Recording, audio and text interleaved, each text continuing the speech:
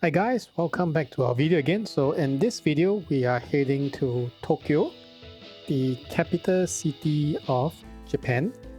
So we only have a few days here because it's a long trip. So we will try to explore as much as possible within the city and also something outside of the city, some of the nature and some interesting part and culture of this mega city. So we took a flight from New Chitose, which is Hokkaido, to Tokyo. The whole journey of the flight took slightly less than 2 hours.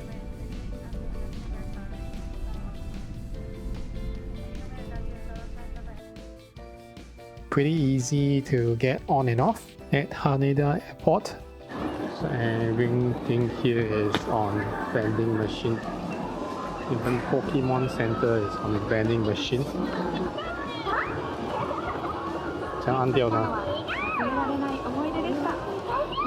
Which is pretty easy to navigate, lots of things inside, and it's pretty quick to get clearance.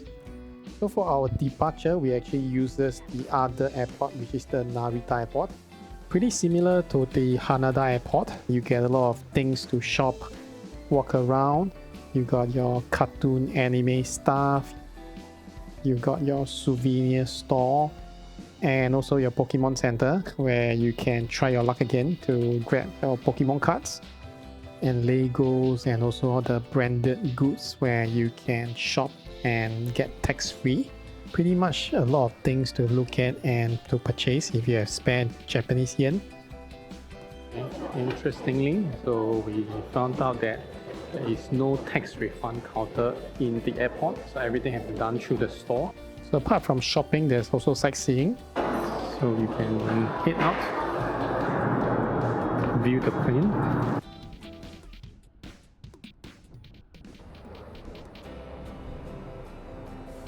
There's also a more budget-friendly food court. So McDonald's is always for people in the airport. In the end, we still choose a Japanese food for our last meal on this trip. So they like to do all this number one Xiaohongshu recommended red note in Tokyo Limited store recommendation, and another number one. So most of us will spend the balance cash or maybe buy some souvenir in the airport because it's really convenient. So whether you are before the check-in or after you check in, there are really tons of choices. And there's also a lot of restaurants both inside and outside. Due to the very short stay in Tokyo, we decided to take the express bus to the city to save time. You can buy your bus ticket here, just outside the departure terminal, or you can buy online, so to omit all this queue and wait. Welcome. Please choose your destination. So all these limousine buses is a fixed schedule, so you can pick the time and the route that is best to your convenience. In the bus, there are Wi-Fi and also toilet provided, so it's really convenient. So it generally takes, depending on where you stay, a few hours or slightly less than an hour to reach your destination. For returning to the airport as well, there are fixed timing. You can choose between what time you want to leave the hotel and what time you want to reach the airport. So with that time, you can actually determine if you need to get on the flight quickly or you can spend time shopping in the airport. So next we want to talk about the JR train. Personally, I don't like it. It's pretty complicated. You have to look at the right color to enter the right entrance. But Google Maps do help you. So all you need to do is just bring some cash, buy the ticket, buy a temporary ticket, slot the paper ticket in, and grab it while you are entering.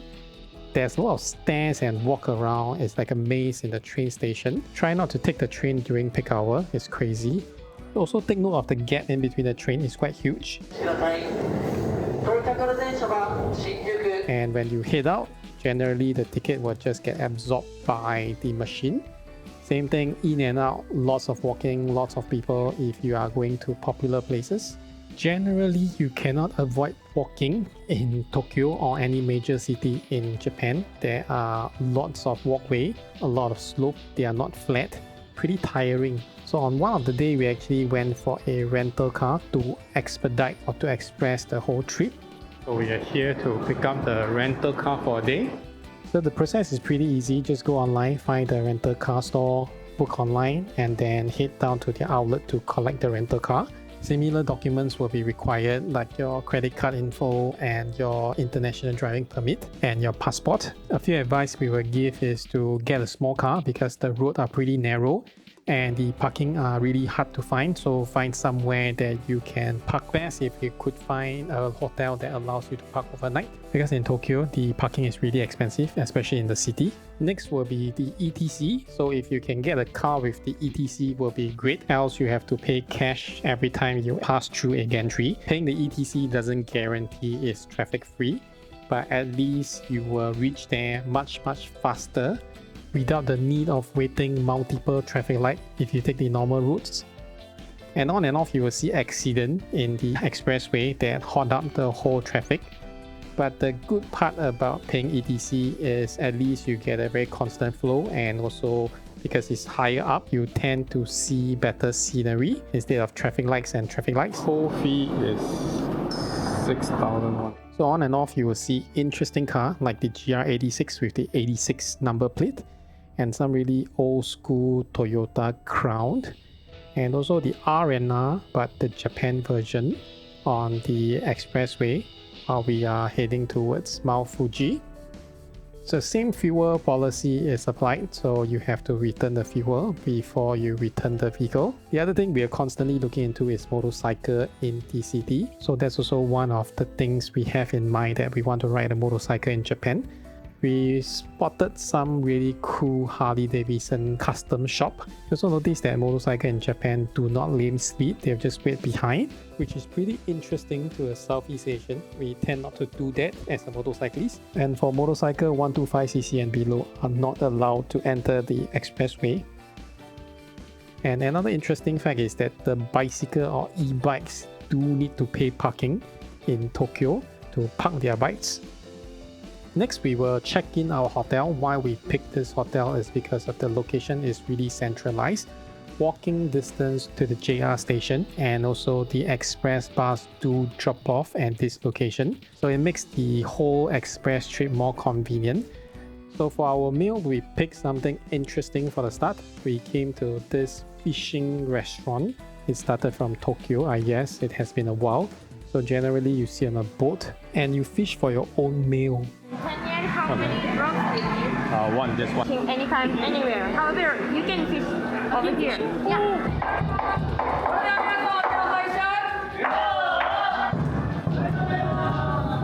So this is a very family-oriented concept, I guess. So you will be purchasing a fishing rod and the bait will be provided.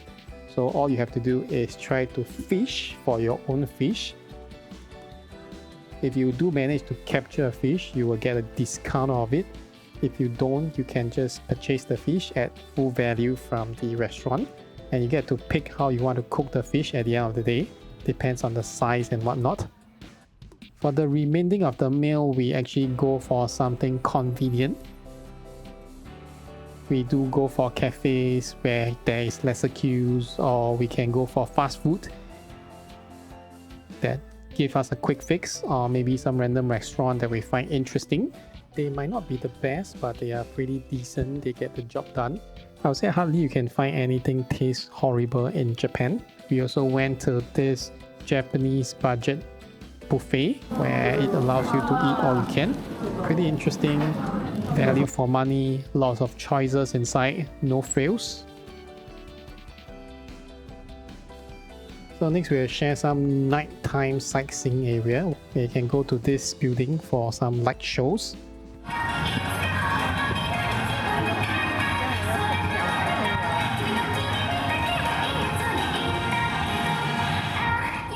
I think the show is around 30 minutes, a lot of different themes.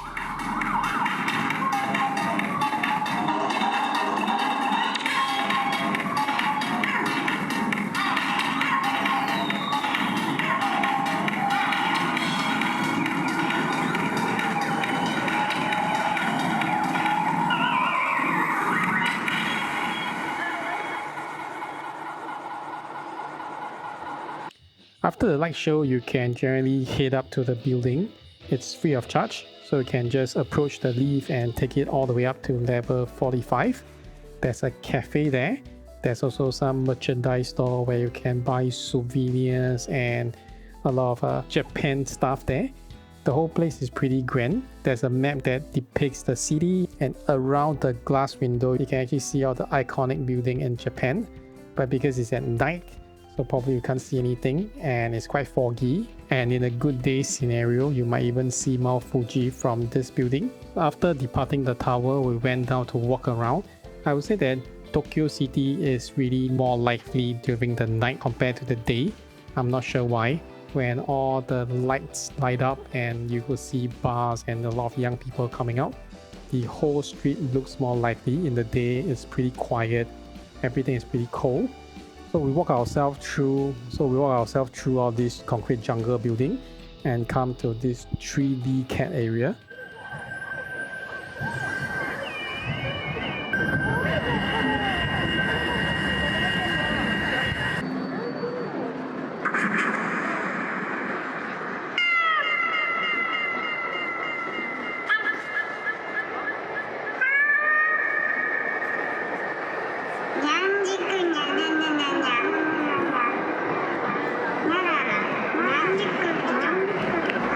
Generally, it's just a screen with a cute cat or some cute animation. Not sure why everyone is being attracted by it.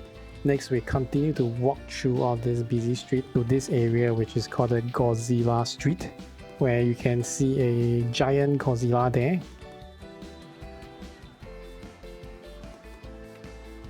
In this movie theater building.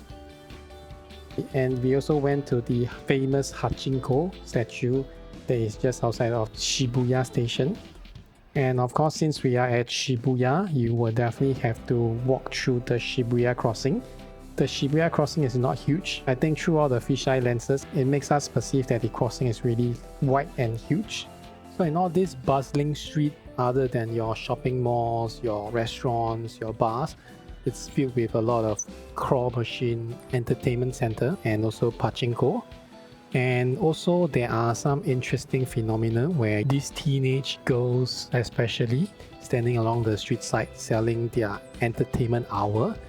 So I guess there are some like hidden cafes or some bar promoters standing there just to attract crowd to their bar. And of course there are some interesting shows there. And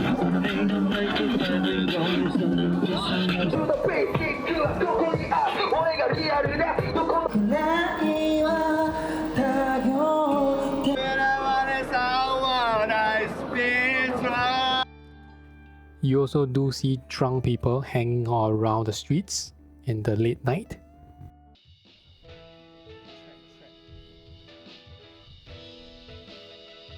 Next off, we can also go to the Diver City in Tokyo, where you can see the largest real-size Gundam in display. So especially in the night where there's some light show ongoing.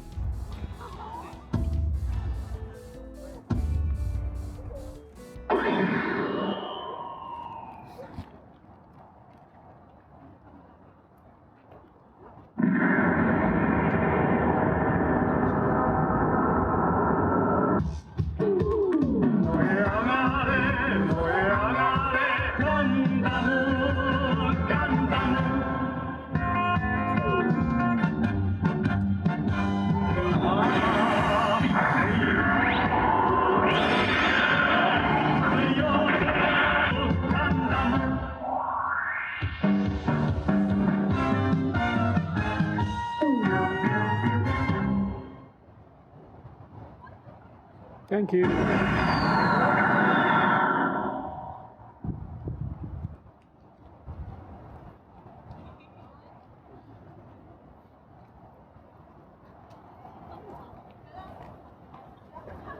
So during the day, we visited outside of the main Tokyo CBD central area, where we came to this temple. It's pretty chill, pretty quiet, but surprisingly pretty touristy because of this lucky cat theme, where they have an area dedicated for all these lucky cat. like really a lot of them, as you can see. So generally you can put down your wishes on these cats and then you place it in the temple and maybe your wish will come true. I think that's the generic idea of why people do buy them and place them in the temple. So there's also a shop there where you can buy these cats in different sizes.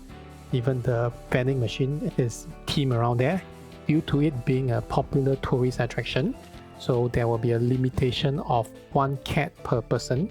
I think the bigger one, the smaller one, you probably can buy more to prevent people from hogging, I guess. So our next stop will be to Mount Fuji because we rented a car, so we will be driving there. It's pretty far off from the city center. Driving takes around 1.5 to almost 2 hours from Shinjuku. But if you want to go there by public transport, I think there will be buses around and also train, but probably it will take you double the time, 2 to 3 hours somewhere there. We picked the most famous Lawson in the town. So you can see that there are a lot of police. It's pretty cloudy. As you can see, this is the Lawson. Pretty much more tourists. The Fuji is somewhere here. It's the Lawson. This is where they take photo. To see the snow cap, but it's covered with snow. So no use of toilet even here. Perfectly understandable why they does that, because it's really too crowded. Even fence is being held up on the roadside, and we will on and off we will hear the marshal yelling at people just standing in the middle of the street for photo ops. We came to another Lawson and we couldn't see much of the Fuji because it's covered by cloud. So we grab some coffee before we move on to the next stop, which is the lake. They're selling all the Mount Fuji related snacks.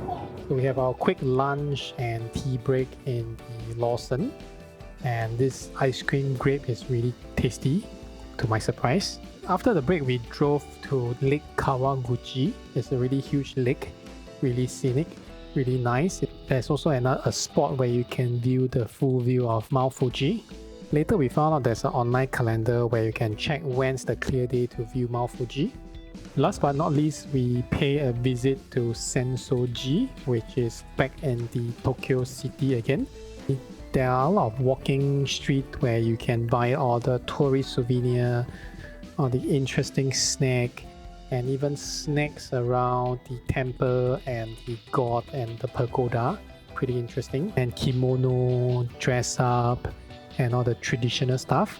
This is a pretty huge market that is surrounding the Tokyo oldest temple.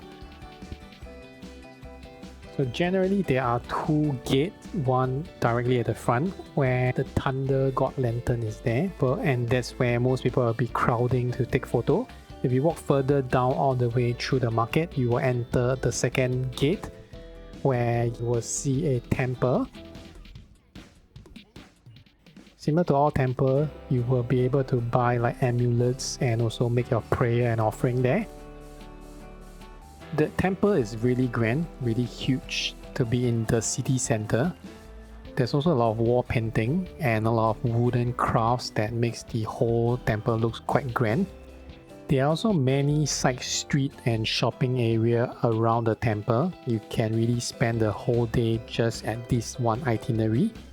Alright guys, that would be the end for our express and short Tokyo stayover. It's a little bit rushed. We don't recommend this kind of pace, but it's a good glimpse of Tokyo. Thank you for watching. Hope you enjoyed the video. See you on the next one. Bye bye.